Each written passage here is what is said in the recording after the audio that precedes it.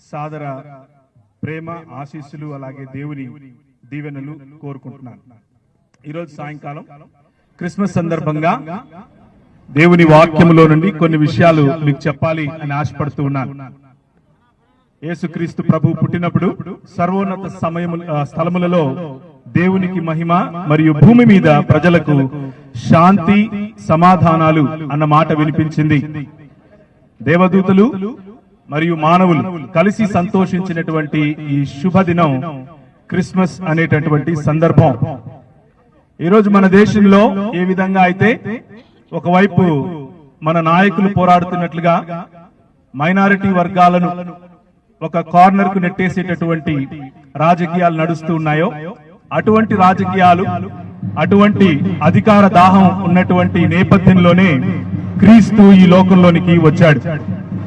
క్రీస్తు వచ్చినటువంటి ఆ సందర్భాన్ని జ్ఞాపకం చేసుకుంటూ కాంగ్రెస్ పార్టీకి సంబంధించినటువంటి దళిత నాయకులు, క్రైస్తవ నాయకులందరూ కలిసి ఈ దినాన్ని మన అందరి నాయకులతో కలిసి పంచుకోవటాన్ని చాలా సంతోషంగా నేను కూడా భావిస్తున్నాను.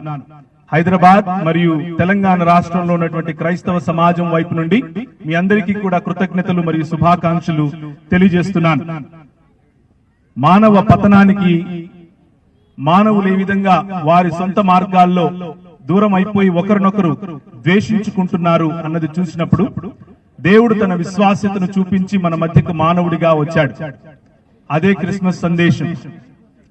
100 రోజులు పూర్తి చేసుకున్న తర్వాత రాహుల్ గాంధీ గారు నిన్న మాట్లాడినటువంటి మాటలు నేను కొన్ని విన్నాను.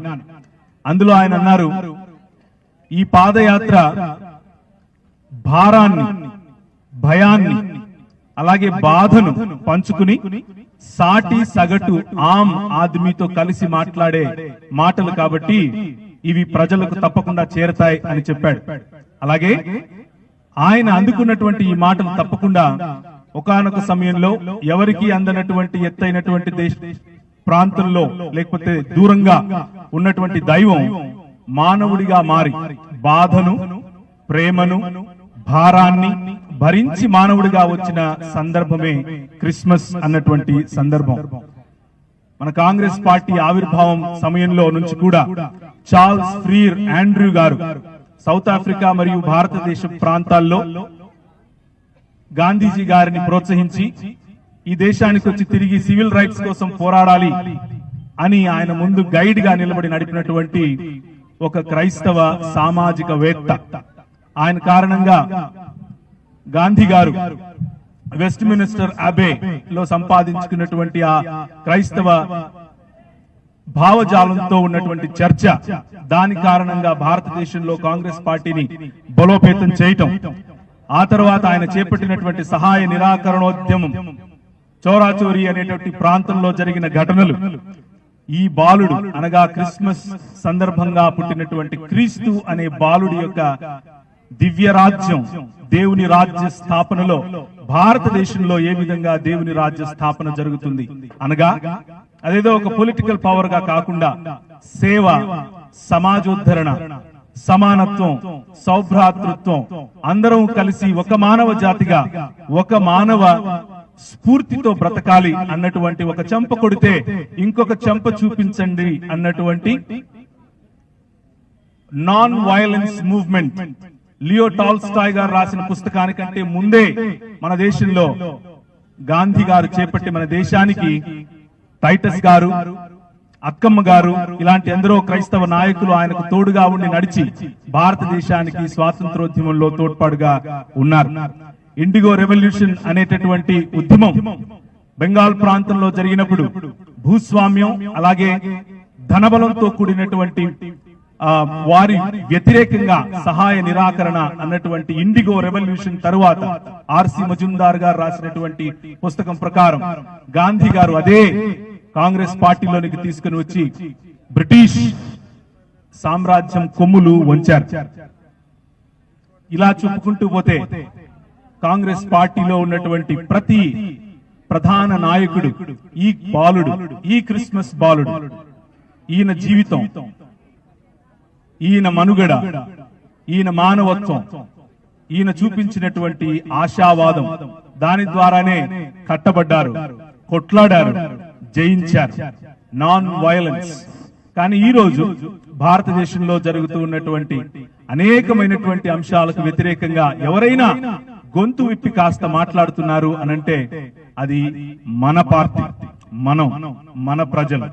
నిన్న రేవంత్ అన్న గారు పార్లమెంట్ లో మాట్లాడిన మాటలు నేను విన్నాను.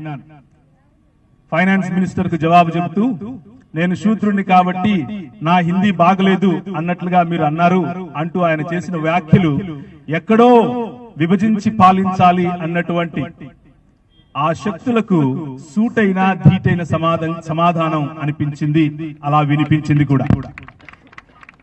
దానికి కారణం సమానత్వం అన్నటువంటి భావజాలం.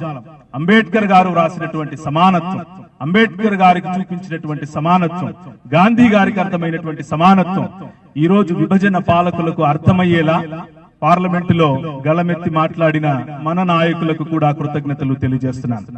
అదే నిజమైన క్రిస్మస్ సందేశం.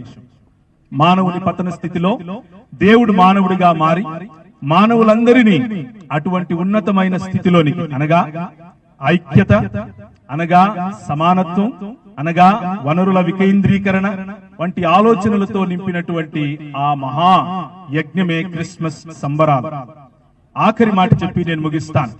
ఈనాడు రాహుల్ గాంధీ గారు చేస్తున్న పాదయాత్ర అయినా, ఆనాడు మన దివంగత నేత వైఎస్ రాజశేఖర్ రెడ్డి గారు, కాంగ్రెస్ ముద్దుబిడ్డ, ఆయన చేసినటువంటి పాదయాత్ర అయినా, ఒకవైపు చదువు, ఇంకొక వైపు వైద్యం, విద్య, వైద్యం మరియు కుటుంబం అన్నటువంటి నినాదంతో ఏ విధంగా అయితే ముందుకొచ్చిందో, భారము, బాధ మరియు సామాన్యమైన మానవుడికి చేరుకునేటటువంటి మాటలు, ఈ మాటలతో పాదయాత్ర నడిచిందో, అటువంటి యజ్ఞాన్ని మన తెలంగాణ రాష్ట్రంలో ఈ క్రిస్మస్ సందర్భాలతో, లేకపోతే ఈ క్రిస్మస్ సందర్భంలో మైనారిటీలను ఒకవైపు తోసివేస్తున్న సందర్భంలో, హక్కులను కాలరాజేస్తున్న సందర్భంలో ఏమాత్రము కొంచెము జాగా వదిలినా కానీ ఇది నాది అని ఆక్యుపై చేసే సందర్భంలో మన నాయకులు, మనవారు గళమెత్తి కదం తొక్కి ముందు నిలబడి, అటు సిఏఏ ఎన్ఆర్సీ సందర్భంలో అయినా సరే, లేకపోతే ఇంక ఎటువంటి సందర్భంలో రీసెంట్ గా వచ్చినటువంటి సందర్భంలో అయినా సరే, మన నాయకులు ముందుండటానికి చాలా గర్విస్తున్నాను, చాలా సంతోషిస్తున్నాను. క్రైస్తవ సమాజం మరియు క్రైస్తవ బిడ్డలు యేసు ప్రభువుతో ప్రార్థిస్తూ ఉంటారు, మీకు తోడుగా ఉంటారు, దానికి తోడుగా మీతో కలిసి నడుస్తారు.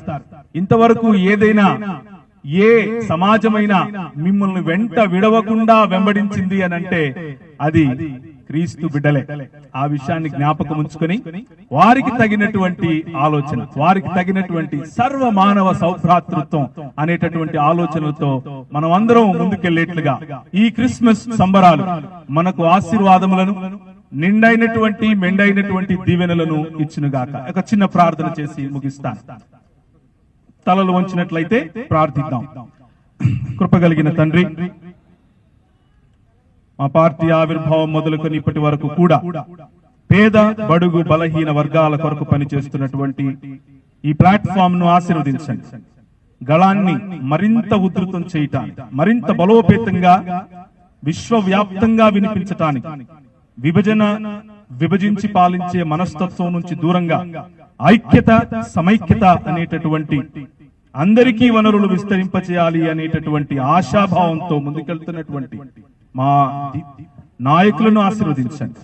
మీరాకడ పాపుల కొరకు, బలహీనుల కొరకు, మాతో మమేకమయ్యే మానవత్వం కొరకు అన్న విషయాన్ని జ్ఞాపకం చేసుకుని, అదే నాందితో నీ రాజ్య స్థాపనలో మేము ఈ నాయకులకు వెంటండి నడవటానికి సహాయం చేయమని, పార్టీని, వారి పనులను, వారి కార్యక్రమాల్లో ఉన్నటువంటి ప్రతి అంశాన్ని ఆశీర్వదించమని, చేరి వచ్చిన ప్రతి ఒక్కరిపైన నీ మెండైన దీవెనలు ఉంచమని యేసు నామమున అడుగుతున్నాం తండ్రి.